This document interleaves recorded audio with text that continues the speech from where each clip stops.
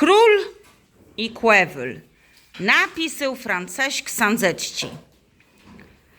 Jednego dnia zajechał król przed kuznią. Płezie pomagaj, mistrze. Kłewyl nie wieldzi, ale zasadły, zerwył swoja kapucę.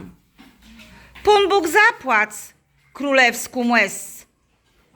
Spiesił do króla w skórzanym siorcy, z młotką w rące, na kwerkach. Król derno.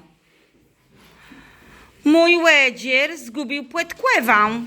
Zrób nową, ale młecną a ćwardą, a płet biją. Mister, łedny lepsi style zielazło weku, kłepę to wecieścił i chce płetkłewę płetkuc. Król. Dyjsa. Wzuł płetkłewa w rąka, skleścił pylc, a zdził ją jak witkę wierzbłewu. Rzucył te ściećci kłewelowi płednodzi. Twoje płetkłewe nie są nic wart. Zrób dredzi. Lepsi. Kłewyl wekół dredzi, a płet sadzył, przekuł, a król mu płedył twardy talor.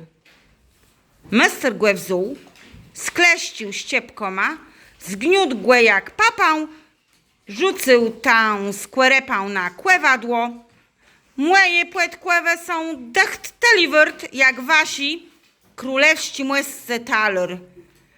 Taki król swego mistra nalys.